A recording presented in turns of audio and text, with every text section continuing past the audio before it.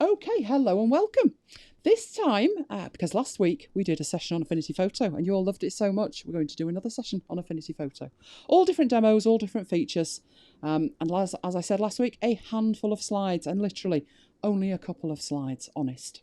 For those who don't know me, I'm Elaine Giles, long-time trainer, podcast host, and a geek for all my software. I love all my software, particularly my Affinity software. So, Affinity Photo for iPad tonight, back to it.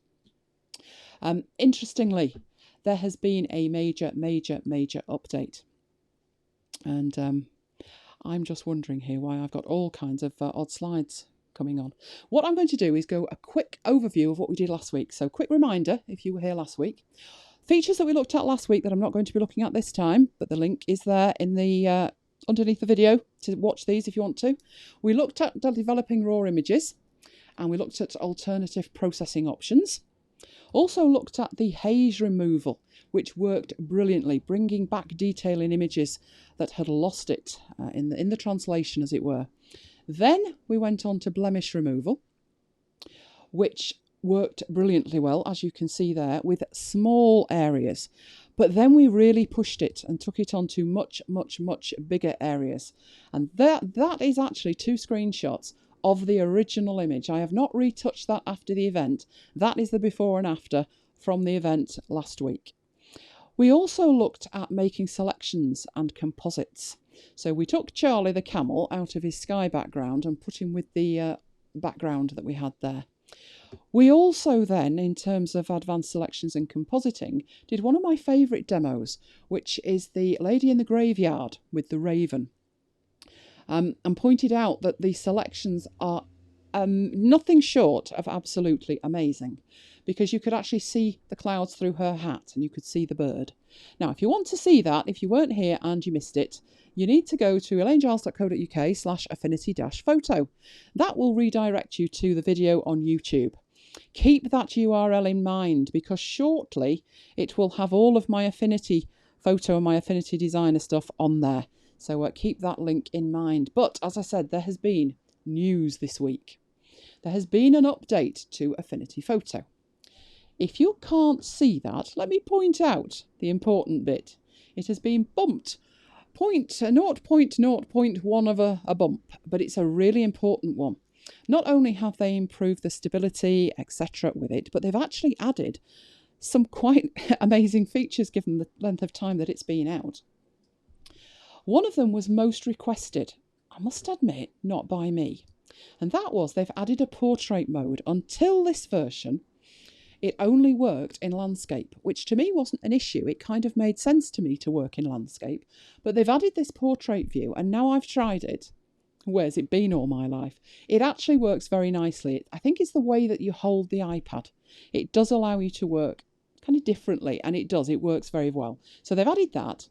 They've also added native support for the 10.5-inch iPad Pro.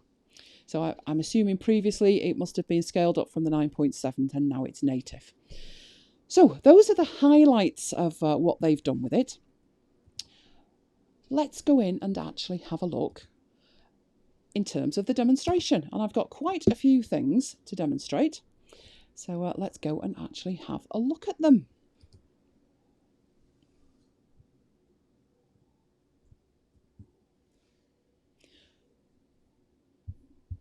Hopefully you should be seeing my iPad, and you should be seeing it in two ways. You should be seeing the screen of it, which is where I recommend you try and stay. But over on the right hand side, I've also got a camera up there. Here's me. It's live, really.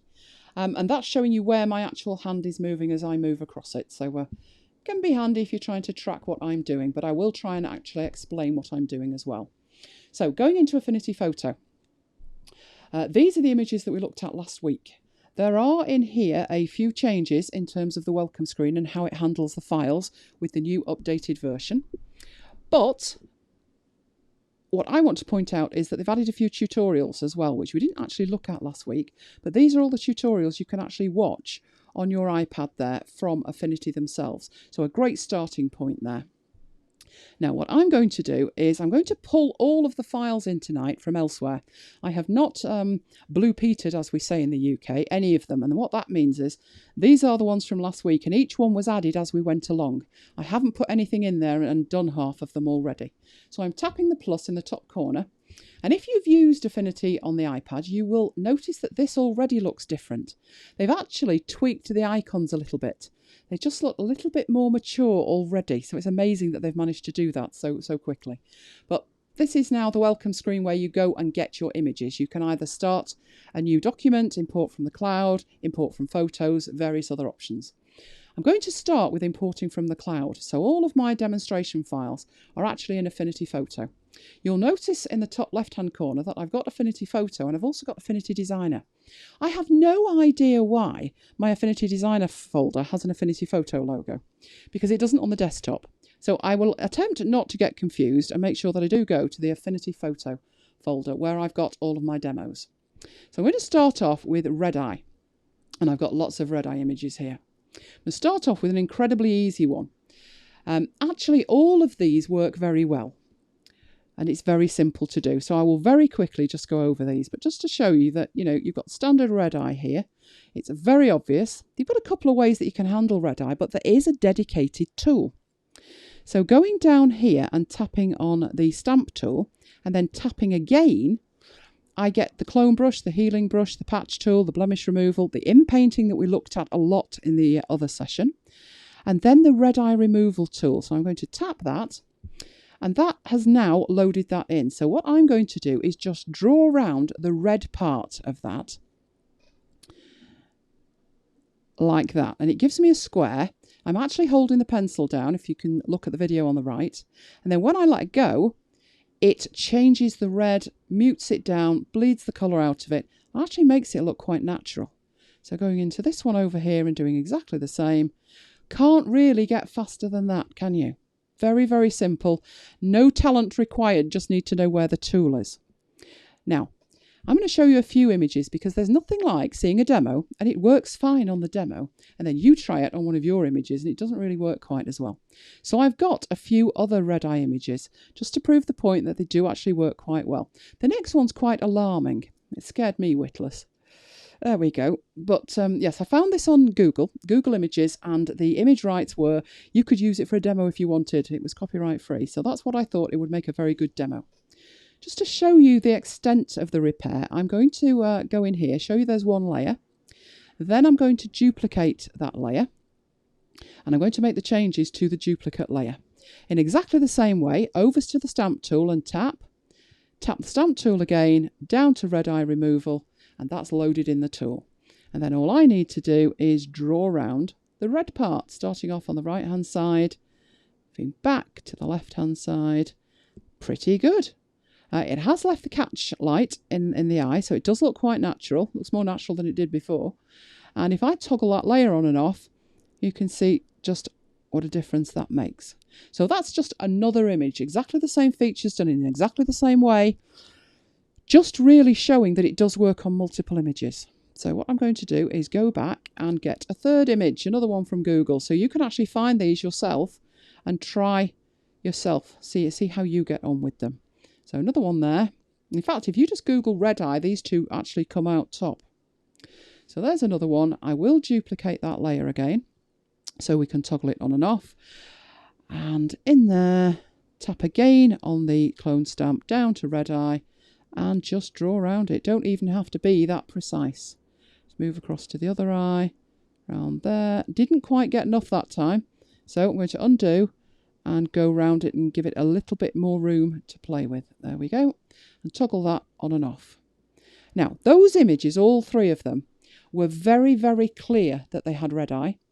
And if they were taken digitally these days and you looked at that, you could easily say, do you know what, let's take that again. But there are circumstances when you can't do that.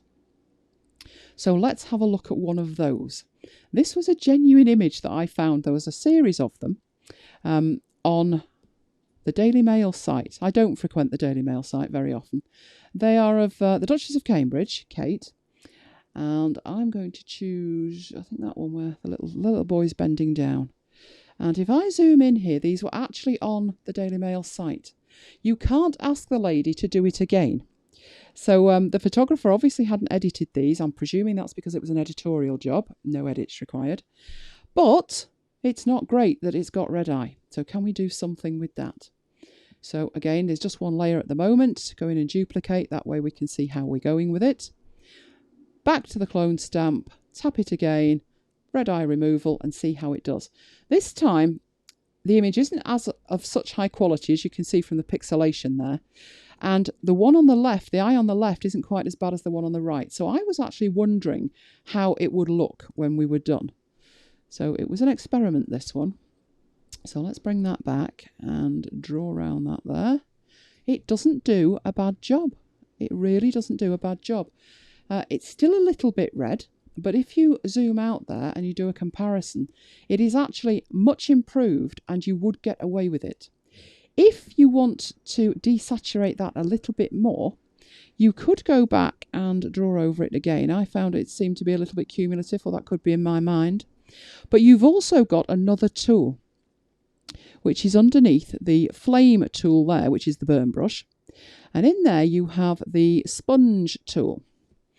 And in there, the sponge tool will let you saturate or desaturate. So if I change that to desaturate and then move over and start just drawing on top of that, you will see it actually takes out more of the colour there. So that's another way to do it. Just drawing and scribbling really over the top of it desaturates it. I'll just show you what that does on another part of that image. If I start doing that there, it starts taking it away. As I'm tapping, it's taking away the colour from that dress. So that's what it's actually doing. What I need to do up there is take that down a little bit and try tapping on there. And it gets rid of just that little bit of extra red. So it doesn't look great close up, but when you move back, it looks much more natural than it did before, apart from the spot on the dress, obviously. There we go. So that's a more tricky one, because it's in a situation where you can't ask for it to be taken again. But the red eye tools are fantastic. They work brilliantly well. Right, okay, let's add another image from my demos. So we've looked at the red eye. I also got requested to look at cropping and straightening.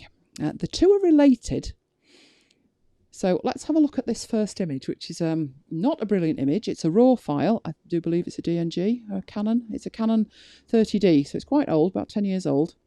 If we actually look at that, the skyline sloping down to the left, I can only claim it was early in the morning, and I'm not even sure if it was. I don't know what I thought I was doing there. Also, the image isn't brilliant, so I'm just going to make a very few changes here. Up the clarity, add a little bit of exposure to it, change the black point, bring back some detail, probably saturate that a little bit more as well. But they're optional changes. What I'm actually going to do when I take it in there is fix the list that I've got on it. So I'm tapping the develop option at the bottom, and there's my image, sloping to the left. Now, what I need to do is just get an area of that where I can concentrate on the line that isn't correct, which is the horizon line, and go into the crop tool.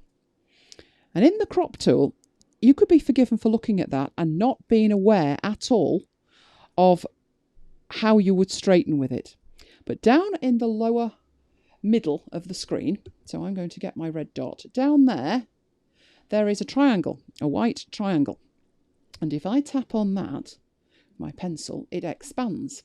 Once it's expanded, you can see that you've got rotate, straighten and darken as options. So I'm going to go for straighten. And what that does is my thirds overlay has disappeared, and it's actually loaded into my finger or my pencil, depending on how you look at it, the ability to straighten. And all I need to do is draw along the horizon.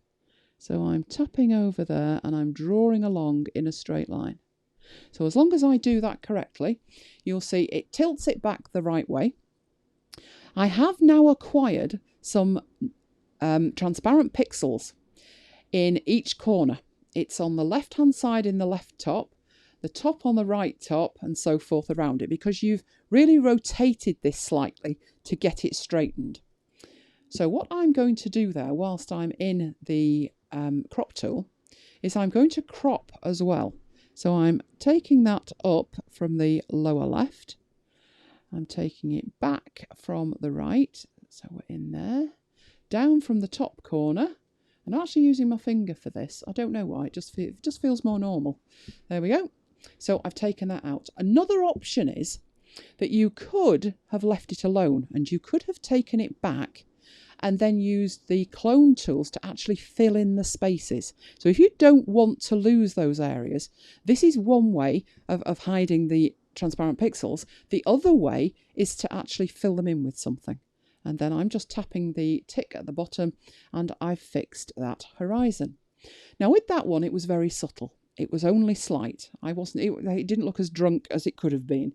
No benefit of mine, however. It was me that got it cockeyed. But what I'm going to do now is get another image. Again, it's another genuine image. This time it's a scan. And I scanned this image many moons ago on a flatbed scanner. And the line that you see at the bottom there is actually part of the lid of the scanner. And yes, that's me and my granddad. I've not changed a bit, honest. Much. So the white bit around it is actually part of the image. When I placed it on the glass, I wasn't really worried about how I placed it on the glass because you never seem to get it 100% straight anyway. So what I need to do with this is also crop and straighten it. So I think I would start with that by straightening it. So exactly the same procedure. What I'll do is, though, I will duplicate that so we can turn it back again. So make sure we've got 2 layers up there. Although I don't think we'll bother. We've got to get on and see more demos, haven't we? But there's the crop tool. And obviously at this stage, it will let you crop it. So I could go in there and crop it. But what I'm actually more interested in is making sure that it's straight first. So I tap that triangle and I go into the straighten tool. And then what I'm going to do, and I'm using my pencil, is draw across that just underneath the image, making sure it's as straight as possible. When I do that, it straightens it up. I don't think that's actually 100% perfect. I think it's my eyes. Let's have a look. The top looks okay. Bottom looks slightly out. So I'm going to try that again. Just make absolutely sure it's as good as I can get. Maybe I should put my glasses on. There we go. That looks perfect. So second time lucky. And then the next thing to do is to crop that. Again, you've got your transparent pixels in the corners. But because I've got so much background on here, I'm not really worried about that. I can actually take that down so it's just the image. Or I can leave it a little bit outside and have a white border on it. So it depends on what you want to do there. But I'm going to take that in and make sure I've got just the image, hopefully.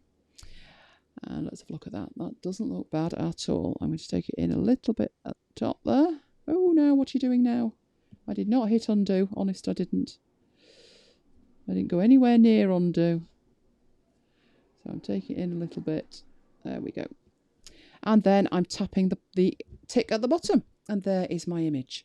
Obviously, to get that a little bit more perfect than that, I'd probably be looking to apply some adjustments to it. I would probably add some curves to that and darken it up a little bit. So give it a little bit more contrast. There we go. That looks much sharper. And I would probably do quite a bit with that, but I'm going to leave it at that for now. That is an improvement. There we go.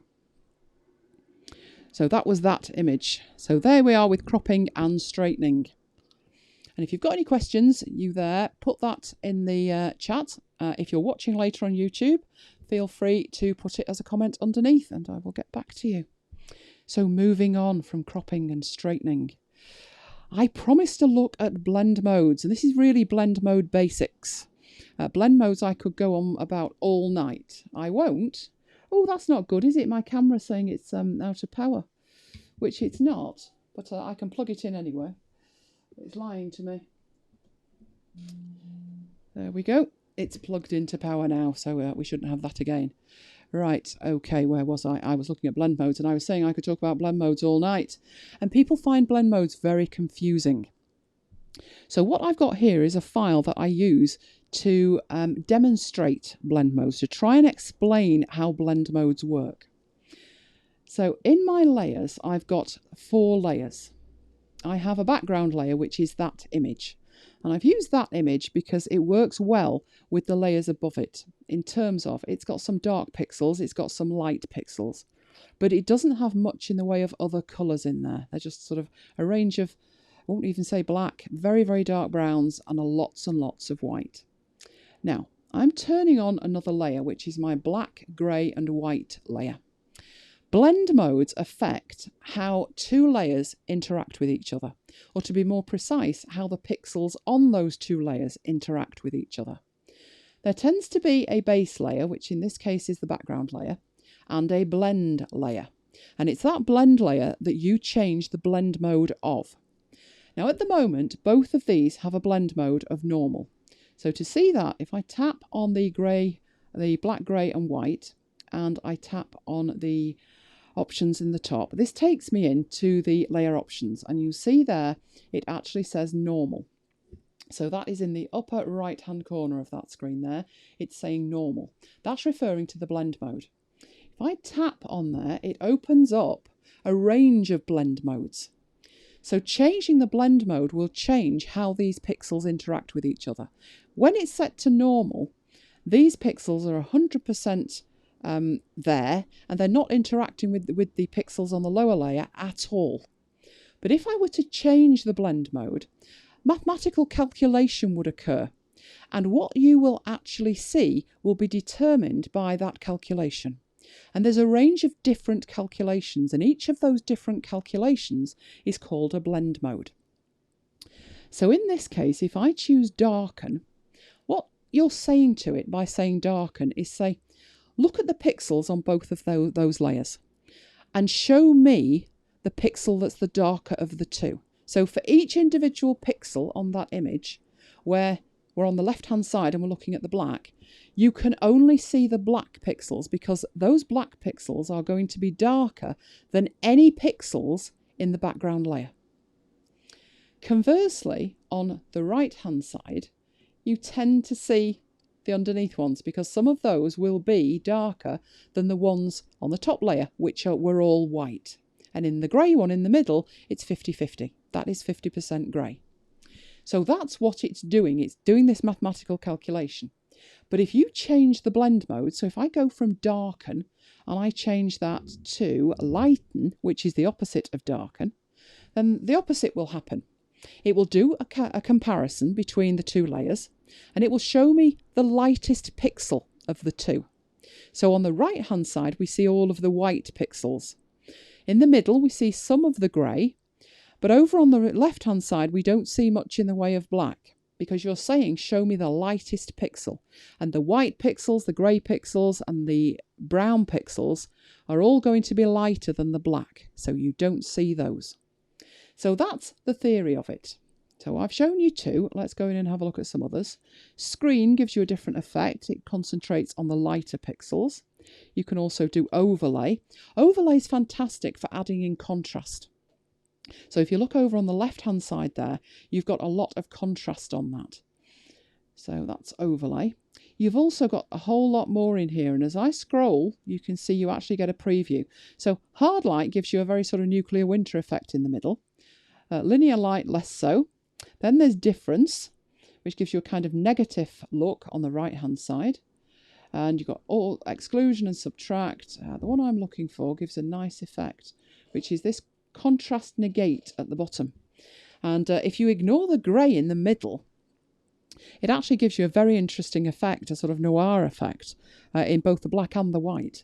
So interesting times with that one. So I'm going to go back out of the layer options of that particular layer. That's all very well in terms of black, white and grey. But things change radically if you look at colours. So this one, I've got yellow, red, blue and black in the corner. So what I'm going to do is go back into the layer options for the layer above the background layer. So remember, there's two layers. There's the base layer and there's the blend layer. This is the blend layer. This one here is the blend layer. So what we have here is I'm going to change the blend mode of this. So going from normal, I'll go to darken. There we go. Obviously, again, you're going to see those black pixels because everything there is darker than you have in the background layer. But you're getting an interesting effect with the yellow, the red and the blue because it depends on which is the darker of them. So it looks like a kind of coloured overlay on it. Now let's have a look what that looks like with lighten. And it's very, very different. You are still seeing part of the yellow, part of the red and part of the blue. You're still seeing those, but in a very different way than you do with the darken. So I hope you get the idea of how these things work and how they interact together. They are all interacting, but just in different ways. So I'm just going to take that down to that one that we looked at, which was that contrast negate down there. And you've got very, very different effects there. So that's blend modes, but that's all the theory of blend modes, isn't it? It's all very well having blend modes in theory, but what does that mean for you in practice? So let's have a look at what that does mean for you in practice. Right, so I'm going to get another image, and again I'm pulling these all in from the cloud, and this is one that I did when I demonstrated the desktop version of Affinity Photo. So I'll open up the Affinity version of that, and what I did was I got 2 layers. So let's see if we got 2 layers in here. What have we got layer-wise? We've got 2 layers. What I'm going to do, though, is not use the layer that we've got, because that's the finished product. I'm going to go and place a file in here. And in there, I'm going to place from the cloud, and I'm going to place the file, which is actually a tattoo. Only when I bring it in, it's not going to look much like a tattoo. It actually is the Map Bytes Learning logo. So it's a huge image. It's black pixels on a white background. So the first thing I need to do is to scale that down. No, not move it. Scale it down. I should use a pencil, shouldn't I, instead of my finger? The pencil's far more accurate than my finger. So I'm going to take it down like that. So it's about the right size. Put it in the right place. And use that little handle at the top to rotate it round. It's about right. And it looks all right, but certainly doesn't look like a tattoo, does it? But by just changing the blend mode, it will merge in with the skin far better. So to do that, I'm going to go into the layer options, and given what you've already learnt from blend modes, it should be obvious that we want to keep the black pixels. If you want to keep the black pixels, you're looking at the darken blend modes. So here you have darken, darker colour, multiply, all of these. So if I choose darken, that actually works really well. There it is. I've also got in there darker colour. I'm going to that one, which is multiply, which gives it a slightly different look actually. That actually looks a little bit better because the edges look better. So I think I'll leave that set to multiply. And it is that simple to take an image and blend it in with the existing image that you've already got. So very, very simple indeed. So that was that one. Let's go and get another one now, because the more examples you've got, the better. Because not everybody wants to put a logo on a lady's arm. Strange, they want to do other things. So I'm going to go in and get another image. And again, we're looking at blend modes. So all this image is a sort of city building, a cityscape in London. But I have got some extra things in here. I have some other layers. So this that we're looking at is the base layer. I have a blend layer, a layer that I'm going to blend in with the layer below it. And I've also got some text to put on the top of it. I'm going to leave that for the moment. What I want to change is how this layer, which is just black pixels and white pixels, interact with the layer below it if I change the blend mode. So into the layer options, and you're going to get very different effects here. If I say darken, it will be exactly the same as the tattoo. It will keep the black pixels. And all it does is overlay those on top of the base layer. If I do the reverse of that and go into lighten, it keeps the white pixels. So in effect, it's masking the layer below, because all of these pixels are either black or they're white. Simple as that. It's when you start mixing them that you get interesting options. So if I just go through here and show you what we get, going through all of those, not much difference. But once you get down to overlay, you get a very interesting effect.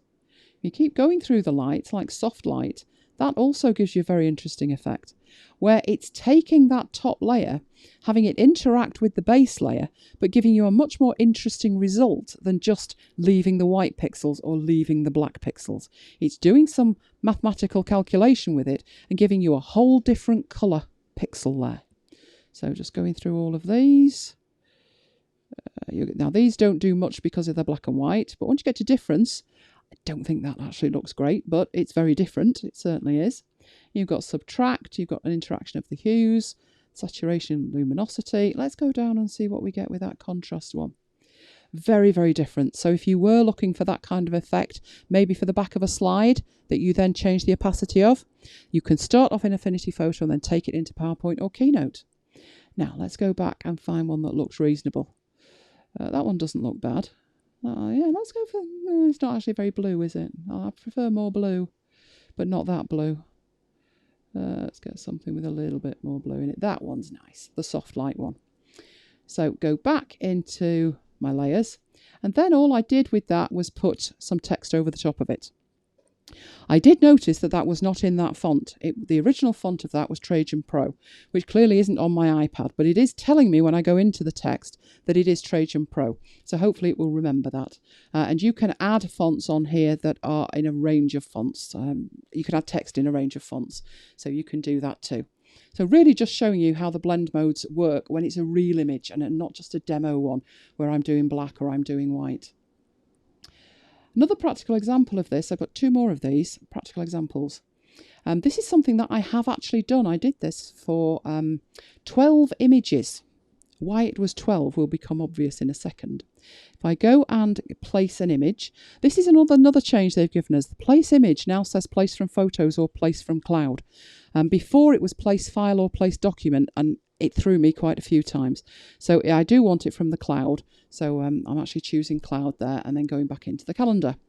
And in here I have a JPEG. It's loaded it in. So I'm just going to tap to add it. And that is a calendar for September 2017, which is great, but it's got a white background. So even if I size it, it doesn't merge in with that very well. But what I actually want to keep up there is the black pixels. So you should by now be ahead of me in terms of thinking what blend mode that should be. If I want to keep the black pixels, it's the one we've used a couple of times already, which is darken, and it will keep the black pixels there. Having said that, I can multiply them and get it even darker still, or I can go through some of these. I'm probably not going to want to keep the white, but if I move down, I get some interesting effects, and I get colour effects. So again, some of them are better than others, but that one there gives you a kind of pale blue background. You can get a brown look, and you've got that one there that we don't want. I'm going to go for multiply there again.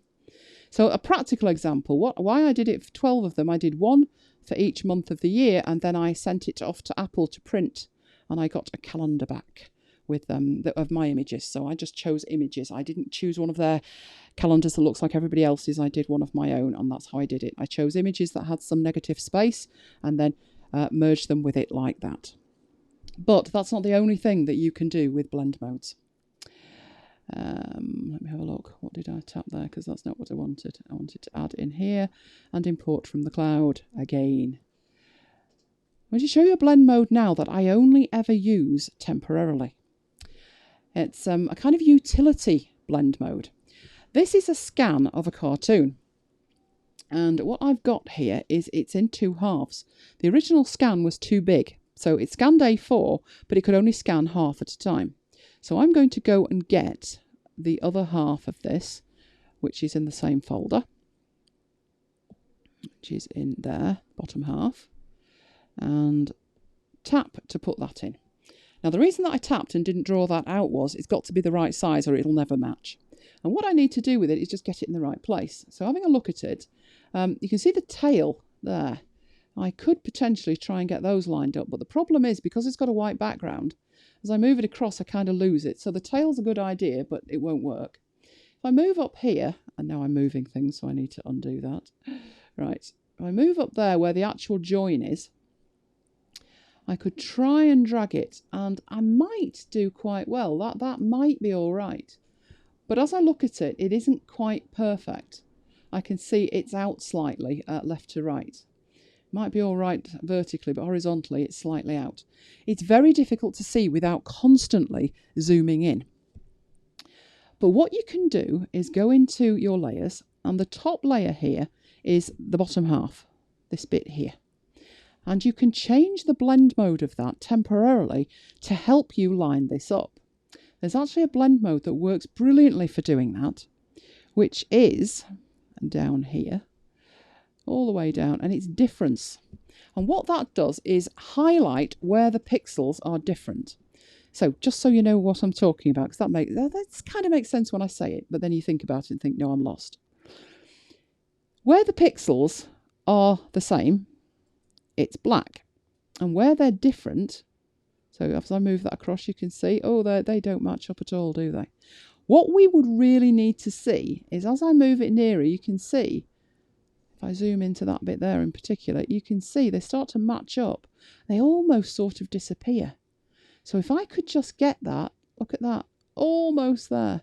If I could just get that in spot on the right place, like that, and then zoom out, there is now no difference there. So if we look at that, that must be in the right place, because if it wasn't in the right place, we'd be seeing where those pixels differ. But right now, none of the pixels differ. So it's in the right place. Then what I do is go back and change my difference up to normal. And I know that those two elements are in the right place. So I consider that a utility blend mode, one that I use for circumstances like this, where I'm trying to piece something together. Now, this is simple because it's black and white and it's very obvious, and that's why I use it for a demo.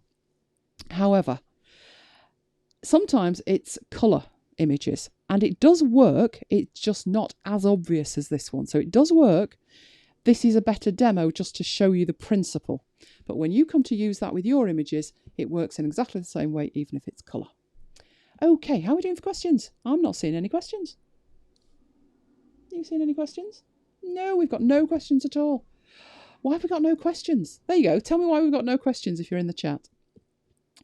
Right, so that was Scanned Scooby. Scanned Scooby. Last week, when I was doing this demonstration for Affinity Photo for iPad, somebody asked me if I did the poster for the event in Affinity Photo. And this is what the poster for the event looked like. Did I design that in Affinity Photo? Now, actually, truth be told, no, I didn't.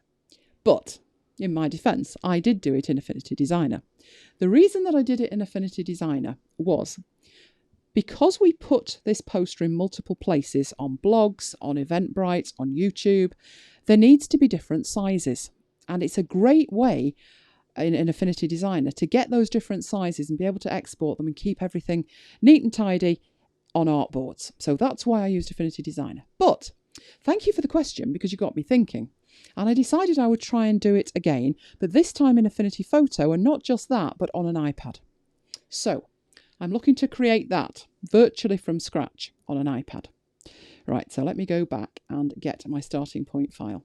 Did have a starting point file for this. And the reason was I needed to have an iPad.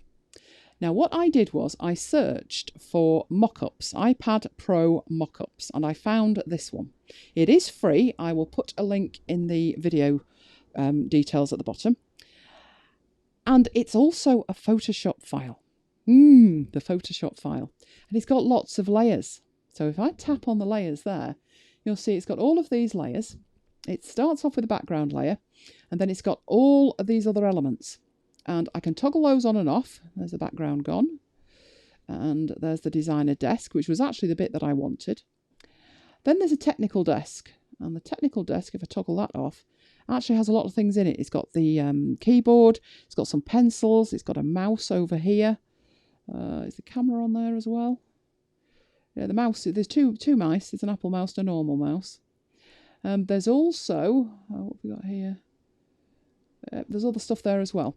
But showing you that that is a layer that I can then open, and then we have all of these sub-layers. So if I just didn't want the mouse and I didn't want the keyboard, I could toggle those off in there as well. You'll see they've got effects on them. So this is a Photoshop file that Affinity Photo for desktop can open very nicely, but also Affinity Photo for iPad can open and handle very nicely. So let me show you what I did with it. I didn't change the format or anything at all. I just opened it up and started working with it. What I wanted to do to get it to be that poster was actually strip things away. So first thing I did was take away a lot of this stuff here and the iPad. What we're left with is the background. And the reason that that background's there is because within this file, you can turn on other tech. There's 2 Samsung phones. There's some iPhone 6s. There's some Nokia phones.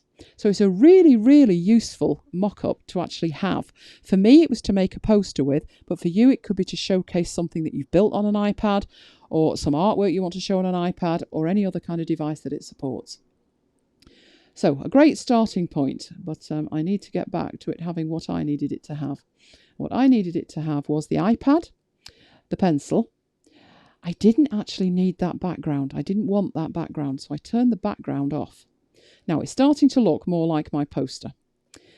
However, I felt less was more, and I didn't want the drive at the top there. So this Western Digital drive, I thought it was a little bit too much.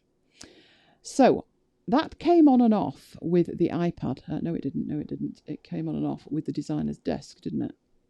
So what I needed to do was go into the designer's desk and actually find where that was. At which point, in here, so it's actually that one there. So let me make sure that's going on and off. There we go. What I did was turn off... Oh dear, I'm in the wrong place there. Out we come again. Don't want the effects. I want to just toggle that off. I should get my pencil, shouldn't I? So that just turned that off. You will see in here, there's other things in here. So if I turn that on, there's a gold iPad appears at the bottom. All kinds of things available in there. So it's always a good idea when you've got a file like this, particularly one that isn't yours, go through the layers and actually have a look what you've got. You might find you've got artwork that you can actually use that's turned off by default. So I'm halfway there. I still need my text. I still need a decent background on it, because at the moment that's on a transparent background. You can just see that hashed pattern there. It's a transparent background. And I need an image over the top of my iPad there. And the image that I want to put on there, so let's do that first.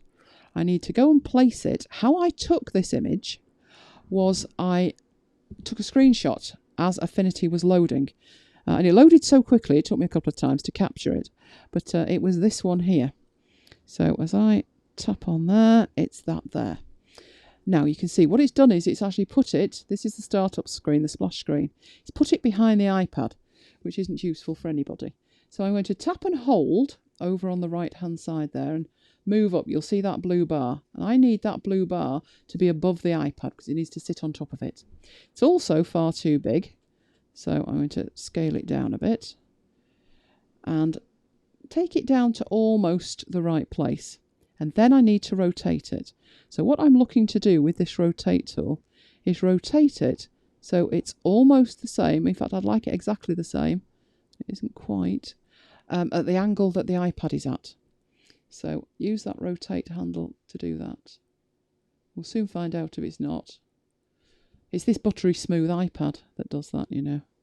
The pencil moves slightly, which is why sometimes I find it easy to use my finger. So let's have a look how bad that is. Yes, it's not great, is it? If we look over here, you can see there is a line on the left-hand side and it's running out slightly. So all I need to do is make sure that I have got my screen captured there. Are you in the right one? You are. And I need to rotate that a little bit.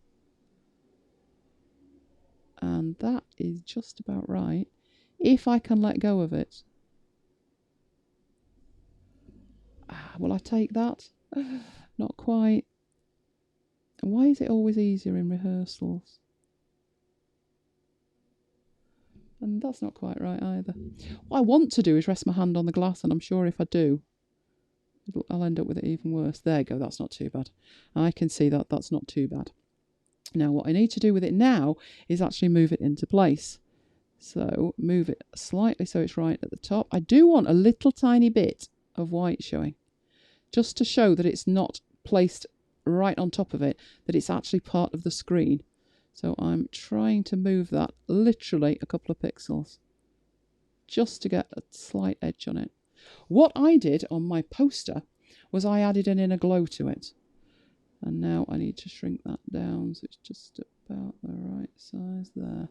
That's not too bad, I think. Let's just say for a demo it will do, because otherwise I'm going to be here all day. And I don't want to do that. Right, so we've got that on the iPad. It's at the right angle. There's still two things missing. The most important one of which is the background. Now, the background that I had was the kind of pink and purple of the Affinity icon, which is there. So luckily I have that there, and I can utilize that when I put a background on here. So what I need is a new layer. So I'm going to go up and get a new layer. When I tap on new layer, I have two options, new pixel layer or new fill layer. And what I'm going to do there is tap on fill layer. And it puts a layer in, and luckily, because of where I had selected, it's put it behind it. But unfortunately, it is not behind the iPad. So I'm tapping and holding and dragging it down and putting it behind the iPad. There we go. Now, at this point, I need to go and get my gradient tool, which I will do, and I will draw a gradient on it.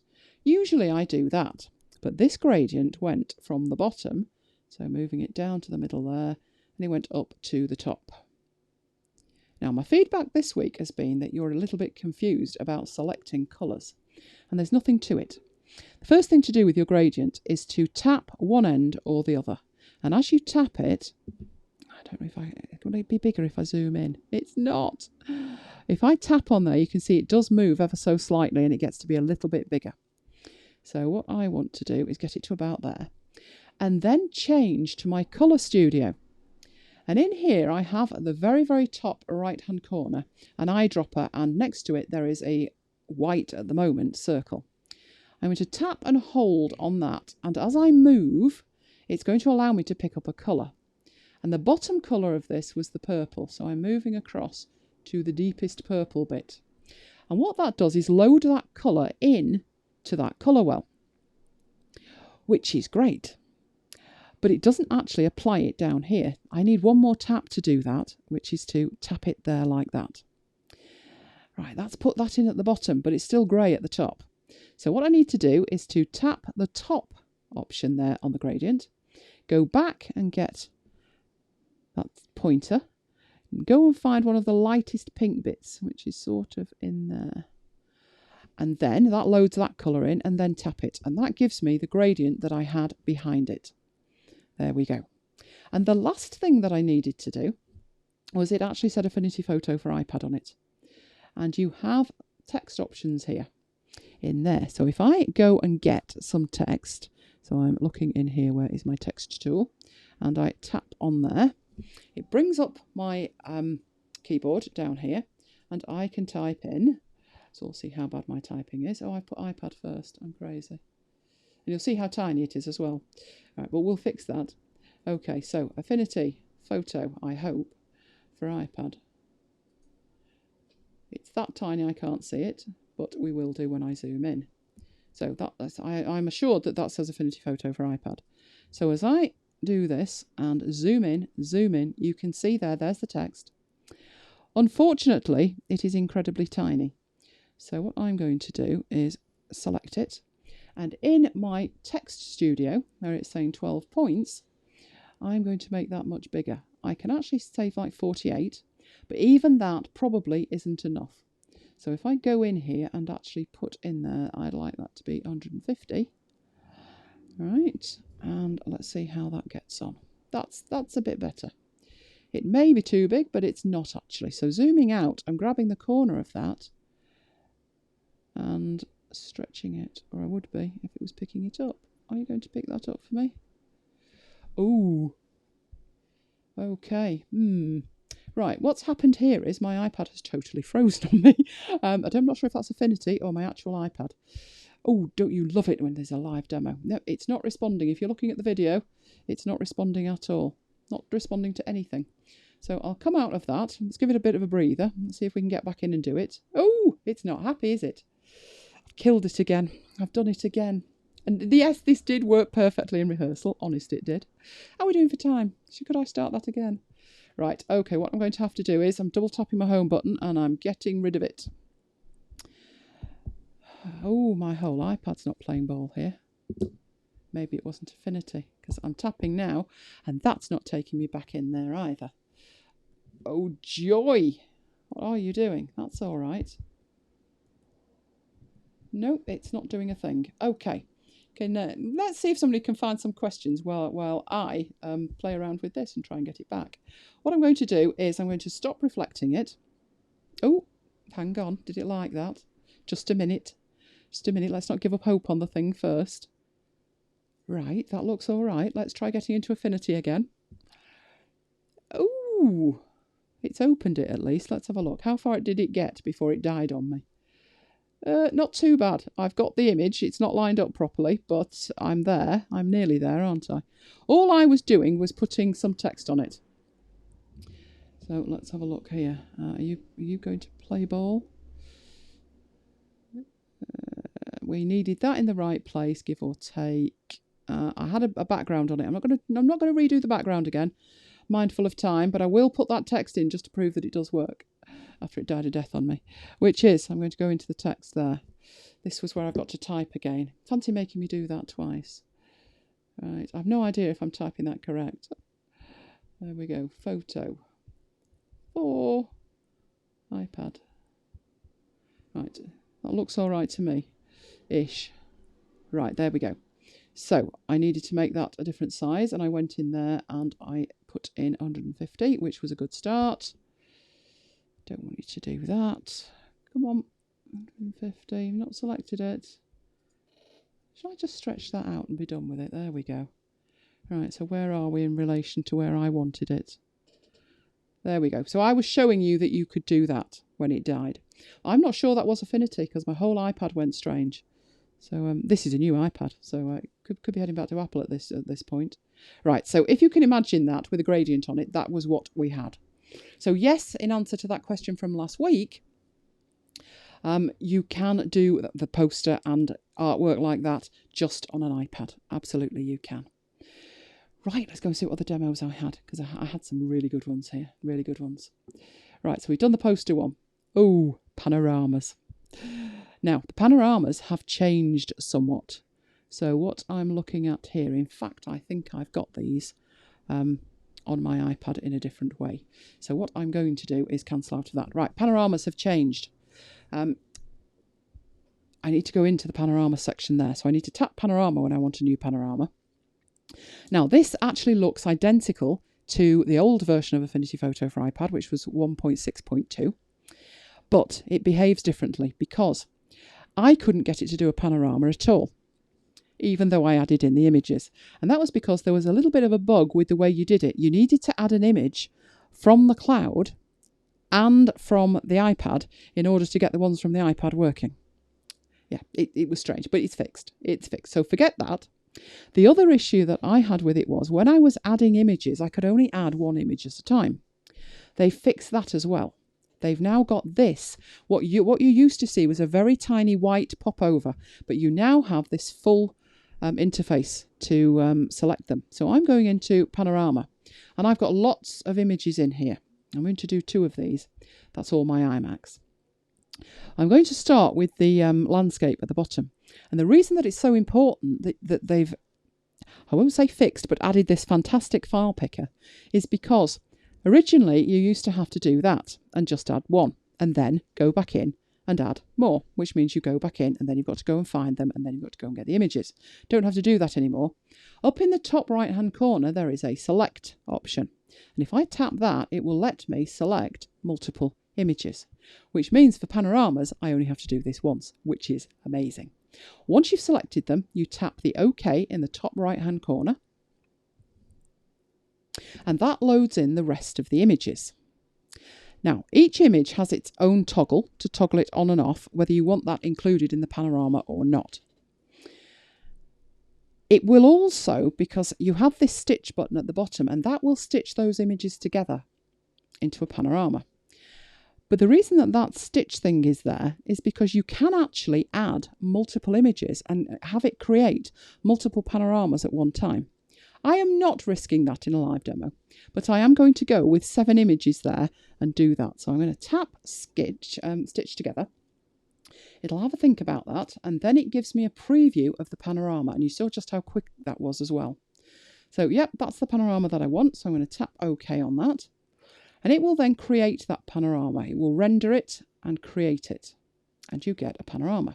You can even see there where the individual image is. So underneath the one on the left hand side, it kind of curves up at the bottom. You can actually see the join. So let me do that. That's one join there. As I move across, there's another join. As I move across, there's another join and another join. Right, so we've got lots of joins there. And a two-fingered tap to zoom out.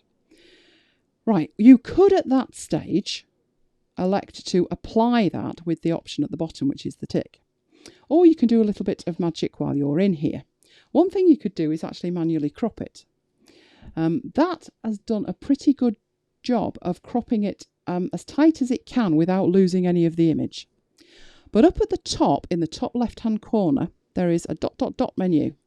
And you have two options in there. There is crop to bounds and crop to opaque. Now the bounds is the edges of it, and that's what it is at the moment. It is cropped to the edges of those images.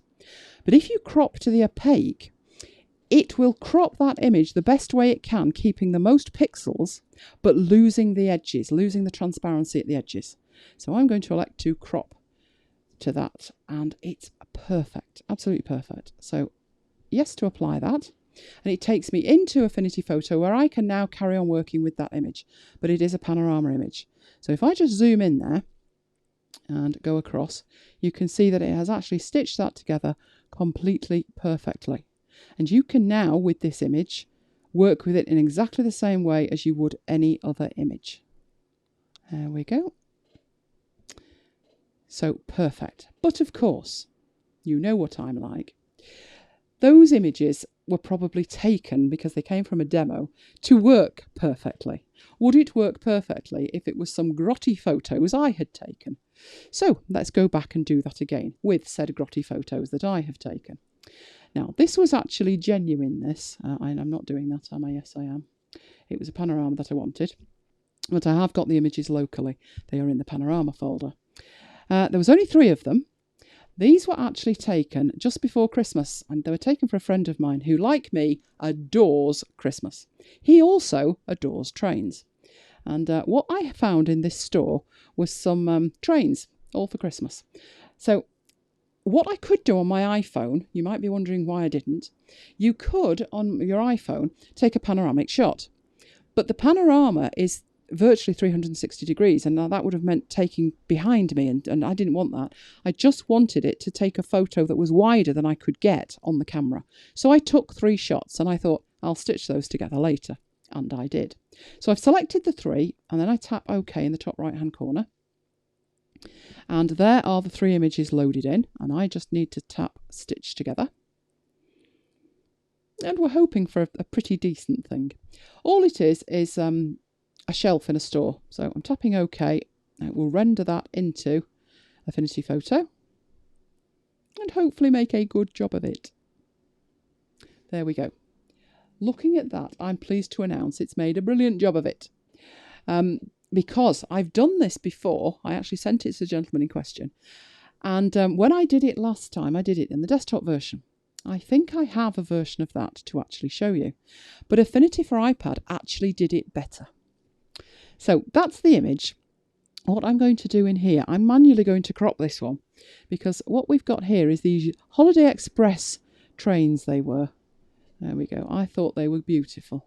Oh, I could play for hours. I could, and so could my friend, so he was rather pleased.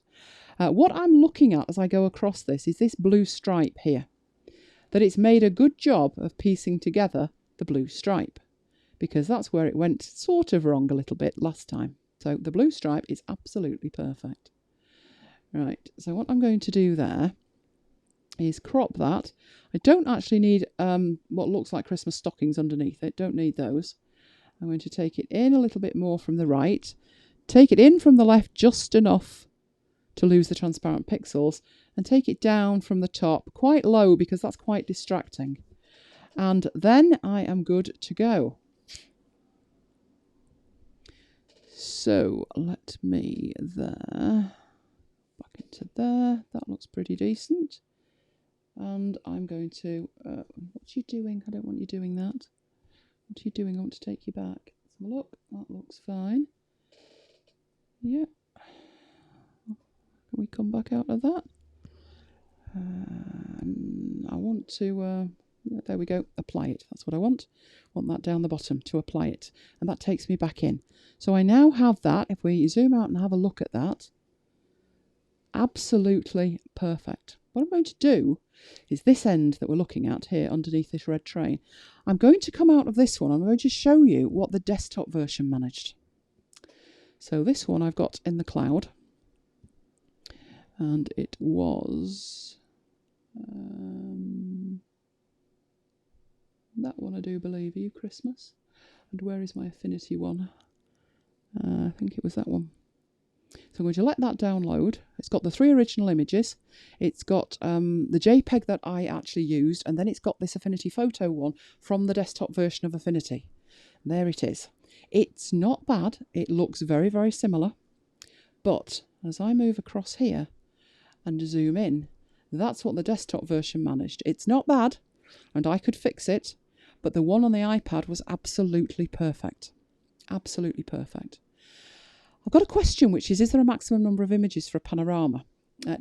Not that I have been made aware of, but the more images you put it, the more stress you're putting on it. And it would depend on the quality of the images as well. So I would work upwards from the 3, or I think I put 7 in. I have gone more than 7. I think the most I've done is around 18, 20, and it was fine. But I'm not sure if there is actually a hard limit on that. Okay, last demo. One last demo, which is a filter. So what I've got here, yes, what I need to do. I said that, but what I'm going to do is I'm going to go back into my poster just so I've got somewhere to put this. So I'm going to open up my poster for this event, and I have down here a lovely blank corner of it. And I'd like to put a logo on it. So I'm going to place the logo. So place from the cloud and go and get it, which is in the last one, which is this blue fox. My blue fox logo is what it is. It's mighty large, far too large. So I'll take it down so it just fits in that corner. It's a JPEG, so it has a white background. Now I know what you're thinking. Why don't you just use the blend modes? I could do that. And indeed, if I change the blend mode of the layer that the fox is on, it would sort of help. If I went for darken, it would take the darker pixels and it would show those. In other words, you would not see the white. But it's changed the colour of the blue. If you look at that, the blue is now interacting with the background, and we don't want that. We just want the fox without the white background. That's what we want. And there is a brilliantly easy way to do this. And I love brilliantly easy. Right, if I go into my filters, that's adjustments, not filters. There we go, go into my filters. And I scroll down here. This option is available in the desktop, but you could be forgiven for missing it. It's sneaky, it's sneaky. There is an option there, and it's called Erase White Paper. So it is over there on the right-hand side, Erase White Paper. And looking at what we're trying to do, white paper is exactly what we're trying to get rid of. So I'm just going to tap Erase White Paper. And that's it, it's done it. Simple as that. It's actually cropped it down as well, so it hasn't just hidden them, they've actually gone. If I go back into the layers, over there, you can actually see that that layer now, instead of it actually having white pixels around it, you can see it's just got the blue fox on it. So it's actually got rid of that, and that's just using a filter. That is fantastic for logos that you've acquired from somewhere that have a white background. And really anything where you want to take away, why don't I use the pencil on that? Where you want to take away that background. So anything that you've maybe scanned and you just want the background, or a logo like that, anything like that, it works fantastically well. And that is not a blend mode. It's an alternative to a blend mode, which leaves your pixels untouched. We like our pixels untouched. Right, okay then. That's it for the demos. So bear with me while I head back somewhere else. And that's not working either, is it? Oh, I'm swimming along there and I'm not seeing what I should be seeing. So there's something happened to my desktop as well. There we go. That's better. That's what I should be seeing. Okay. I made mention. No, we're not moving. Why aren't we moving? There we go. I made mention last time that if you have any incompatibility problems currently, and if you're watching this video months from now, you probably won't have, but right now, if you have any incompatibility issues between the files that you create on Affinity Photo for iPad and your desktop version, there is a beta version that you can download, and I will make sure that the link to that is in the chat and the comments underneath. If you are looking for more tutorials, you will find lots of them on the Affinity Vimeo channel. So there are lots, and they are usually put up around once a week as well. So there's more being added all the time, and they are fantastic videos. Go along there and have a watch of those. If you're interested in Affinity Photo for desktop, there is a session on YouTube, one of mine, where I have looked at quite a few features. It was when Affinity Photo first came out. I have been requested tonight for another session on Affinity Photo for desktop, so that one will be coming up shortly as well. But until then, I have been Elaine Giles. You can find me all over the internet as Elaine Giles. My YouTube channel is at youtube.com/Elaine Giles now. I don't know how they've managed that, but I am actually the Elaine Giles on there. It's a long story. And if you would like to connect with me, then you can find me on my blog at elainegiles.co.uk, where I have a contact form, and people have been contacting me all week with questions about Affinity, so it's fantastic to hear from everybody. Please do the same. Please give the video a thumbs up if you found it useful. And I'm going to head out into Q&A. And you will find the answers to these Q&As if you're watching the video on my blog at some point. So bear with me on that. And I should have said, I'll see you next time, which I will.